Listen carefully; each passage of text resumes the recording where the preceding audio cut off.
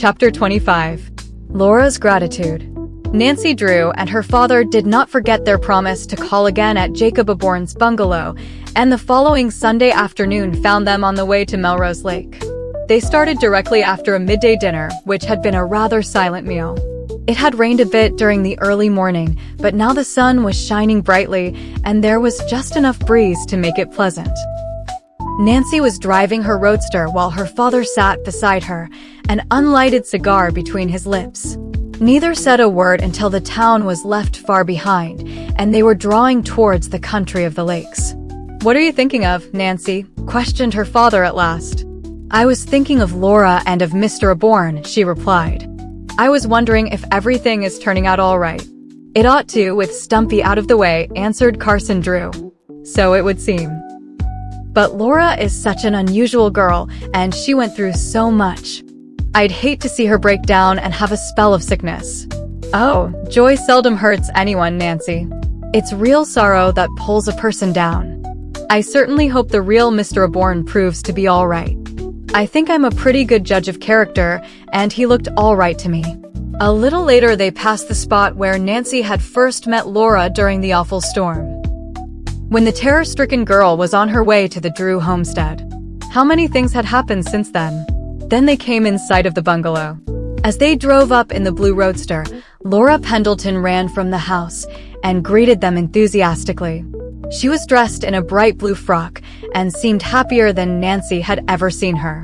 The change was remarkable. Her eyes were bright and her cheeks were beginning to fill out a trifle. "Oh, I'm so glad you came," Laura cried eagerly as she led them toward the bungalow. As the two girls walked up the path arm in arm, Nancy lowered her voice. "How do you like your guardian?" she asked. "Oh, Nancy, he's the kindest man in the world. He's so good to me. I'm glad that you are happy here," Laura and Nancy smiled. "You didn't like the bungalow at first, you know." "Oh, it wasn't the house. It was Stumpy Dowd. Everything has changed now. My guardian is planning so many wonderful things for me. But I'll tell you about that later." "How is Mr. Aborn?" Nancy inquired solicitously. They had reached the porch by this time, and Jacob Aborn himself opened the door. He had heard Nancy's question. "I never felt better in my life," he assured her. "I've had a wonderful nurse." Mr. Aborn drew up comfortable chairs for the two guests and sat down beside Laura on the davenport. After the four had chatted for some time, a maid served tea. Over the cups, Mr. Aborn told of his plans for his ward. "I want her to rest this summer and enjoy her friends," he declared. "This fall, if I feel I can part with her for a few months, I'll send her to a girls' school." "You'll like that, Laura." "Oh, I'll love it. I've always dreamed of going to a boarding school. But of course I shan't want to leave you. Don't worry on that score, Laura. I'll probably spend most of my time coming to visit you." "You're spoiling me," Laura laughed. She turned to Nancy. "Mr. Aborn is planning so many wonderful things for me. He's building a tennis court in the yard, and I'm going to take swimming lessons. I want to get Laura a motorboat," Mr. Aborn explained, "but think she should know how to swim first. And the nicest of all, I'm to have a new roadster something like yours, Nancy. Then you'll be able to drive over to River Heights and see me often." "Indeed I will. And you and your friend, Helen Corning, must come here. We'll have regular weekend parties." By the way, Jacob Aborn turned to Mr. Drew, abruptly changing the subject. "Have you learned anything about Stumpy Dowd?" "Why, yes, I thought you knew." "I've heard nothing. The Hamilton chief of police telephoned yesterday." "You'll not be bothered by that man again." "You mean he's dead?" "Oh, no," Nancy broke in hastily. "His injuries weren't as serious as the doctor at first thought. He has been removed from the hospital and sent to jail. He'll probably get 25 years, Dad?" 30, I believe, her father corrected. Jacob Aborn nodded in satisfaction. "Well, he'll receive his just due at that. When I think of the way that man tried to rob Laura." "Oh, Nancy, we owe you so much," Laura said earnestly. "You saved my guardian's life and you recovered my fortune.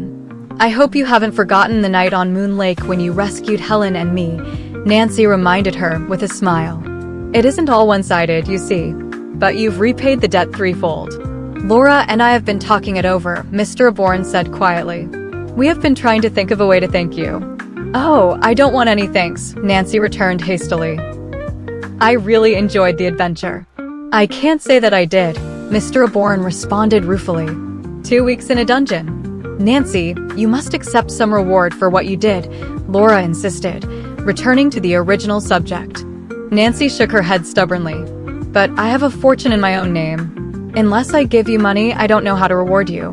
My reward is to know that you are happy, Laura. It's so kind of you to say that, but I don't feel right. I don't want to hurt your feelings, Laura, but really I can't accept a reward. My daughter has solved a number of baffling mystery cases and has made a point never to take pay for her work, Mr. Drew explained, coming to Nancy's rescue. It doesn't seem right not to give her anything. Nancy has accepted a number of souvenirs as reminders of her various adventures. Oh, I remember now. Laura cried eagerly. Helen Corning told me. I did take an old mantel clock for solving the mystery of the missing Crowley will, Nancy admitted. And I accepted a silver urn for discovering the ghost of the Turnbull mansion.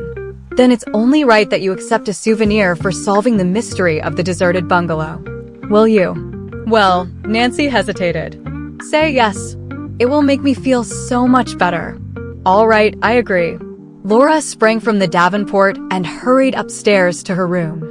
In a few minutes she returned, bearing a tiny jewel case. It isn't half enough, she declared, handing Nancy the box. Oh, Laura, I'm afraid you've given me something expensive. She lifted the cover of the box and gazed at the contents. The jewel case contained a beautiful pendant of precious stones. Nancy gave a little exclamation of surprise and delight as she held the necklace to the light. Oh, Laura, she breathed. It's gorgeous. But of course I can't keep it. Oh, you must. Why, you promised. I said I would accept a souvenir, but I never dreamed you would give me anything so expensive. Didn't this pendant belong to your mother?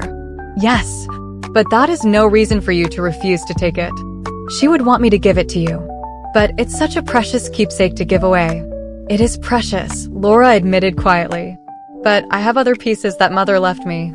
There is no one in the world I'd rather see have it than you. If it were not precious, I would not offer it. Please take it, Nancy. Laura's expression was so earnest and pleading that Nancy Drew could not find it in her heart to refuse. After all, she had given her promise. I will keep it, she said, with sudden decision. And I'll always prize it highly. After that, the conversation shifted to less personal subjects, and the afternoon passed quickly. Before Mr. Drew and his daughter departed, Laura escorted Nancy about the place, showing her the garden, the new boathouse, and the site for the tennis court. Only a week ago, I fairly hated this place, she said thoughtfully. And now I love it. A great deal has happened since that stormy night on Moon Lake when we first met, Nancy returned musingly. As I look back, it doesn't seem possible we could have packed so much adventure into one short month. No, it doesn't, but the adventures were mostly yours.